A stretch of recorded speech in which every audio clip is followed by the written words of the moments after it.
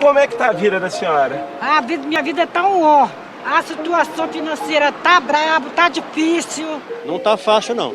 Não tá barato mesmo. Qualquer tipo de carne que você vai comprar, tá caro. Inflação oficial medida pelo IPCA foi de 0,83% em maio. Foi a maior taxa para o mês dos últimos 25 anos. A gente vive comendo tipo o que a gente acha mais barato. Gasolina, conta de luz, compras de mercado, com quase tudo mais caro. Vamos usar apenas um andar. E o resto ficar tudo apagado. Banho rápido, o suficiente para se lavar e sair. O mais recente resultado da inflação confirma o que você sente no bolso. O dinheiro compra cada vez menos. O IGPM, conhecido como Índice de Inflação do Aluguel, não para de subir. O meu aluguel ele foi para 34%, né, de aumento. Já o governo comemora outros números. O presidente Jair Bolsonaro publicou numa rede social a seguinte mensagem, abre aspas. Nosso PIB superou as expectativas para o primeiro trimestre, crescendo 1,2% e voltando ao ritmo otimista do período pré-pandemia. É possível que nós estejamos crescendo realmente a taxas bem maiores. A arrecadação está vindo forte. As contas do setor público registraram o melhor resultado para o mês de abril desde 2001. Isso significa que as receitas com impostos do governo federal, estados e municípios e estatais superaram as despesas. Com esse resultado aí, a dívida pública caiu em relação a toda a riqueza produzida aqui no país. E agora equivale a 86,7% do PIB. Essa queda, porém, guarda relação com a alta dos preços. Neste episódio, vamos procurar entender por que é assim e o que isso significa para a recuperação econômica do país, na qual convivem ingredientes como um ciclo virtuoso de commodities e desemprego alto e persistente. O Brasil está vivendo a inflação, pior inflação dos últimos 25 anos, acredite se quiser. Gostaria que você ouvisse uma matéria agora feita pela Renata Lopretti, da Rede Globo, do Jornal da Globo, uma tremenda de uma jornalista maravilhosa, fez uma matéria super especial sobre a inflação, com o título O Governo é Sócio da Inflação, e é uma grande realidade. Gente, o governo federal, acredite se quiser, está comemorando a inflação que nós estamos vivendo. Os preços lá nas alturas, nós perdemos o poder de compra e o governo comemora esta situação. Vamos ouvir essa matéria com a Renata Lopretti. O assunto, o governo é sócio da inflação. Da redação do G1, eu sou Renata Lopretti e o assunto hoje é o governo como sócio da inflação. Quinta-feira, 10 de junho. Alexandre, a inflação voltou a acelerar em maio e acumula uma alta de mais de 8% em 12 meses. Você escreveu que o governo tem sido sócio dessa inflação. Pode começar explicando do que se trata? A sociedade que o governo tem com a inflação está ligada muito às vantagens que ele obtém no que diz respeito à dívida, né? A dívida do governo vinha crescendo assim persistentemente como proporção do PIB por vários anos a fio, em particular no ano passado, né? Porque o governo vinha gastando muito. Ano passado teve que gastar ainda mais por conta da pandemia, etc. E agora, no começo desse ano, a dívida caiu. A gente tem uma queda da relação da dívida do Brasil em relação ao PIB, ao tamanho da nossa economia. Essa dívida aí que se aproximava ali dos 90%, agora em 86,7%. E quando a gente vai fazer o estudo de por que a dívida caiu, o fator que teve o maior peso a esse respeito, o maior peso em reduzir a dívida, foi exatamente a inflação.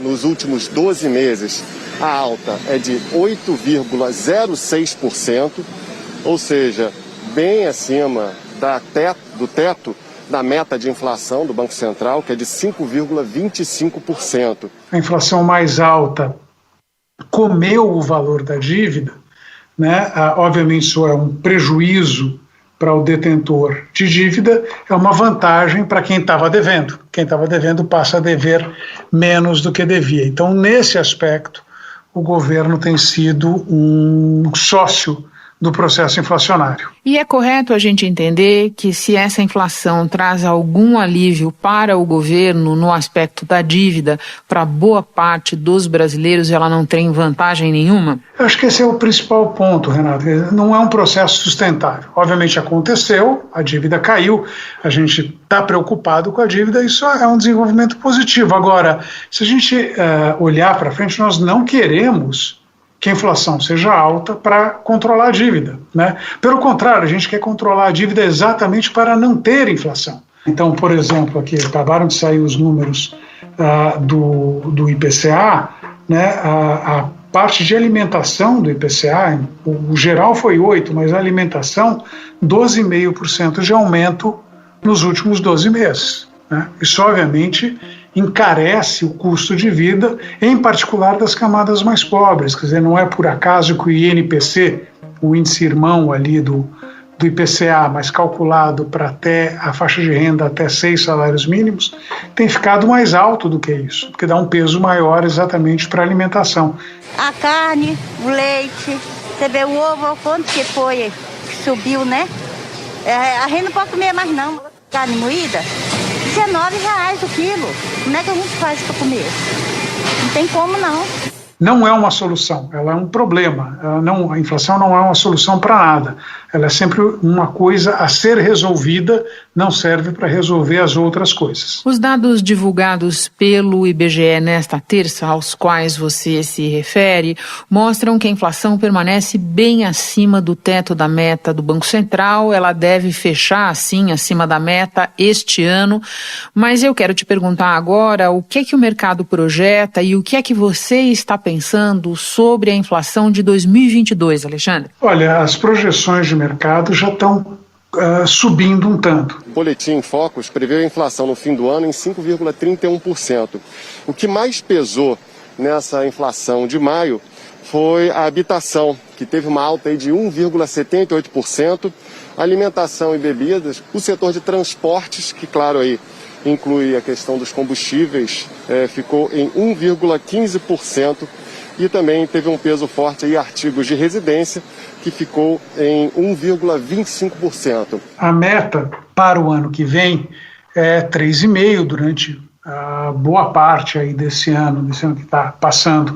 As projeções estavam em 3,5%, mas estão subindo gradualmente, né? E agora elas subiram para alguma coisa perto de 3,7%, o que já reflete uma preocupação acerca da capacidade ou mesmo das intenções do Banco Central em manter a inflação na meta. E eu acho que, em parte, vem da promessa que o Banco Central tem feito de que ele imagina fazer o que em economia se chama uma normalização parcial da taxa de juros. Basicamente é dizer que ele vai subir a taxa de juros, mas não vai subir isso tudo.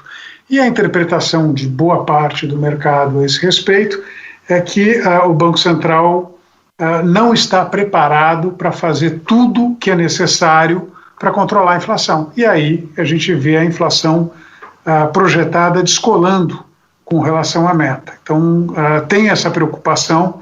Eu até acredito que na reunião da próxima semana, muito provavelmente, o Banco Central vai apagar de vez qualquer referência a essa história de normalização parcial e reiterar que o compromisso dele não é com uma meta para uma taxa de juros, mas sim com a meta de inflação. E talvez ali ele consiga reganhar essa credibilidade que ele perdeu. Ainda falando de coisas que vieram acima das projeções. Poucos dias atrás, o governo estava celebrando o fato de que isso aconteceu também com o PIB do primeiro trimestre.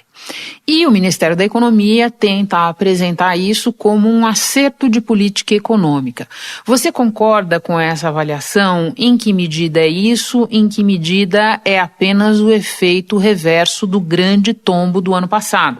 Se a gente está falando do crescimento do PIB para o ano como um todo, né, isso é em boa parte efeito de que o ano passado caiu muito. E nós temos aqui uma recuperação em V, as projeções de crescimento vão melhorando, me parece que é questão de tempo para as projeções estarem chegando próximo da casa de 5%. Então, tem um retorno mais ou menos natural.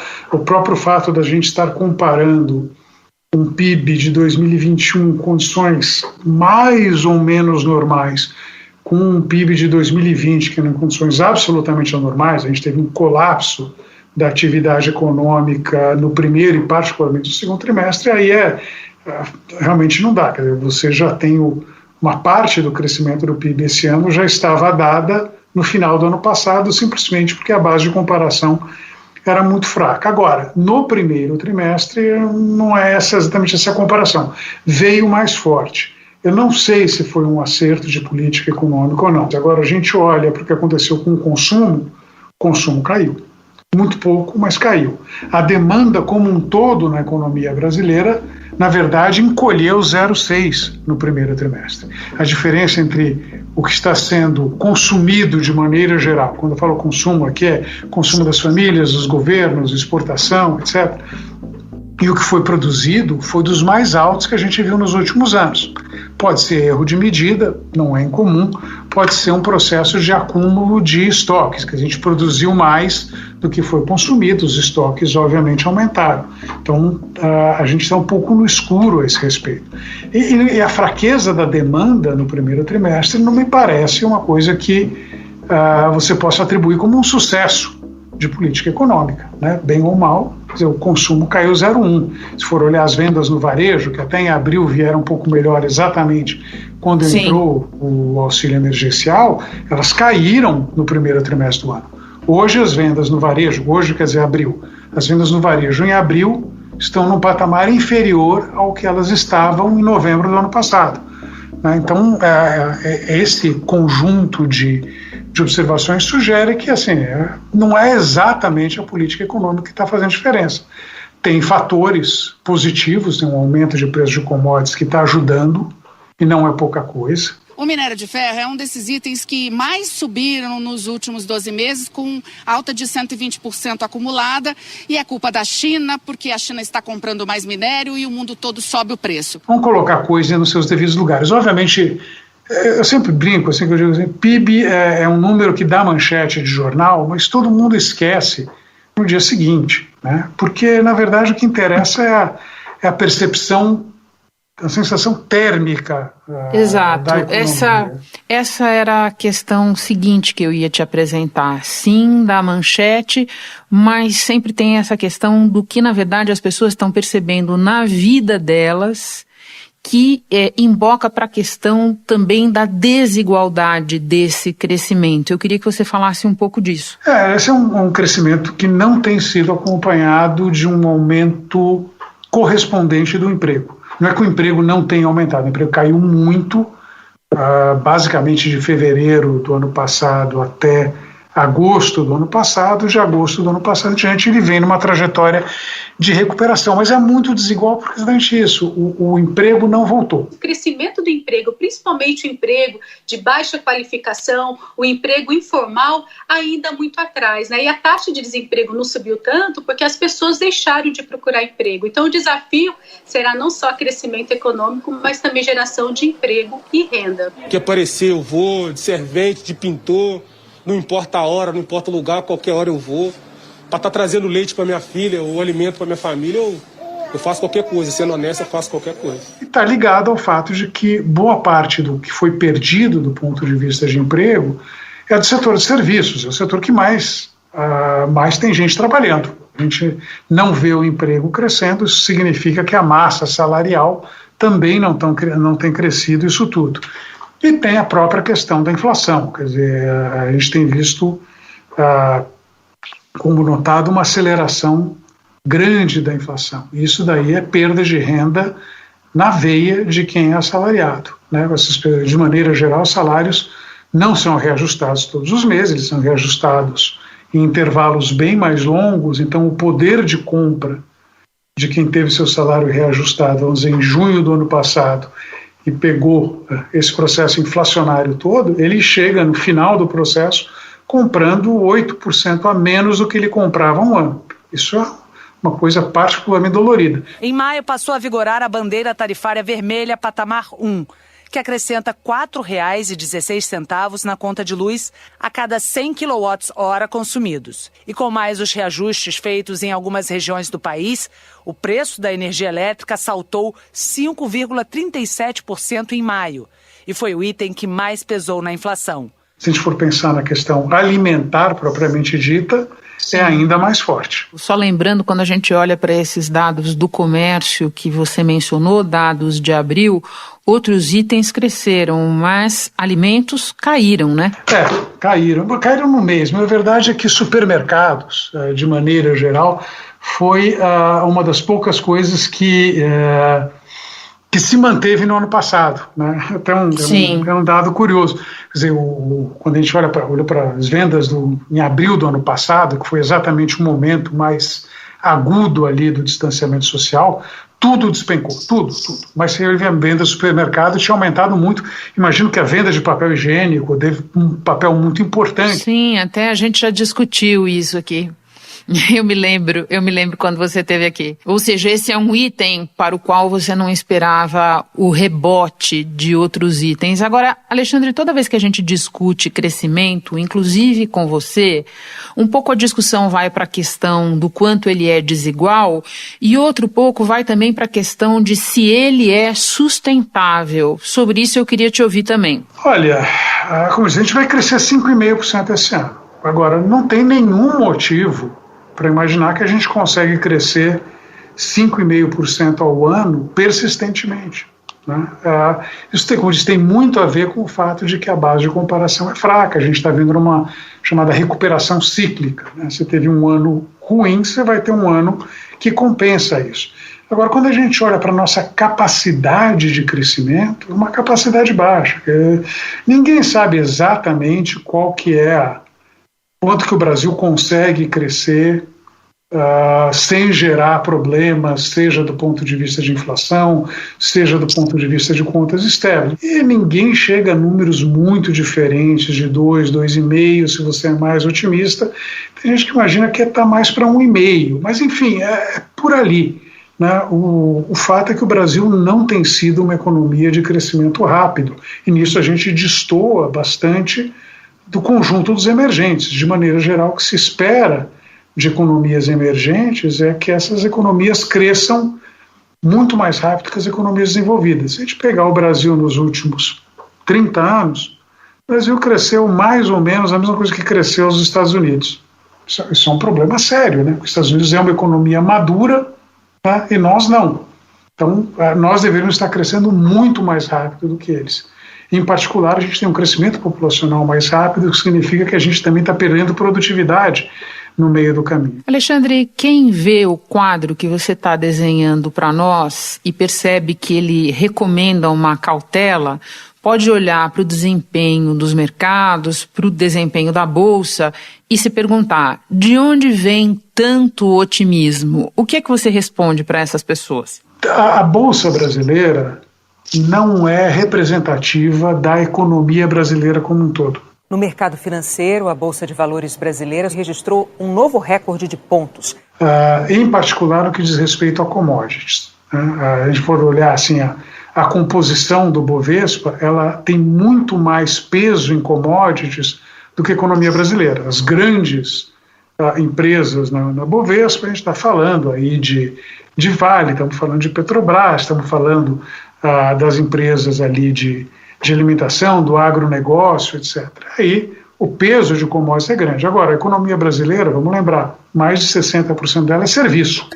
Tem nada a ver com, pelo menos não diretamente, com commodities. Então, quando os preços das commodities sobem, como vem subindo acentuadamente, e soma-se a isso o fato de que o real perdeu valor com relação ao dólar, né? O dólar ficou mais caro, então o preço em dólar da commodity subiu e ainda ganhou um impulso extra pela própria desvalorização do real. Então, as empresas aqui estão faturando, as empresas exportadoras de commodities estão faturando como nunca.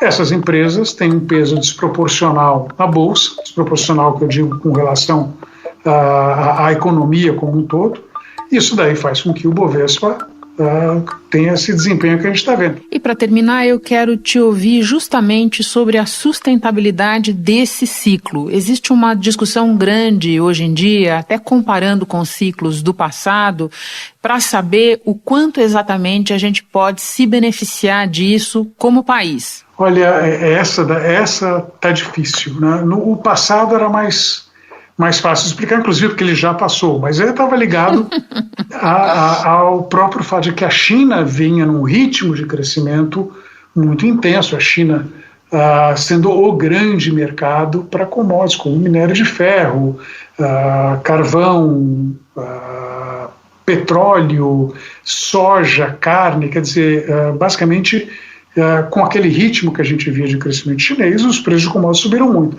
A China cresce muito menos hoje. Esse ano até, de novo, vai crescer mais. O crescimento chinês não chegou a ser negativo em 2020, mas foi muito baixinho perto do histórico da China. Agora, não se espera que a China siga crescendo ao ritmo de 10% ao ano, 11% ao ano, como foi comum em boa parte ali da primeira e mesmo da segunda década desse século. A gente está falando de um ritmo de crescimento chinês que vai ser mais para casa dos 5,5%, 6% ao ano de forma sustentável. Então, parece que não, o que a gente está vendo talvez é mais um fenômeno temporário de aumento de preços de commodities, que está ligado à recomposição de estoques lá fora, seja da China, seja dos demais países. Então, a minha resposta honesta, pessoal, eu não sei se o aumento de preços de commodities vai persistir ao longo de vários anos ou se é um fenômeno que vai valer para 2021, 2022 e vai perder fôlego depois disso. Honestidade é sempre o melhor caminho e, de todo modo, conversar com você é sempre muito esclarecedor. Obrigada pela participação. Bom trabalho aí, Alexandre. Muito obrigado. Sempre bom conversar com você também, Renata. Um grande abraço e boa sorte a todos nós. É um absurdo, né, ouvir tudo isso, né, gente? O governo é sócio da inflação no Brasil. Meu Deus do céu, onde é que vamos parar? Perdemos o poder de compra. Estamos vivendo a maior inflação dos últimos 25 anos.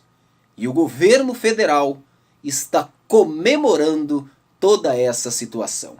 Tudo pela hora da morte. Só quem não vai a supermercado, só quem não paga a conta, só quem não abastece carro que não está sentindo esta inflação. Até uma próxima.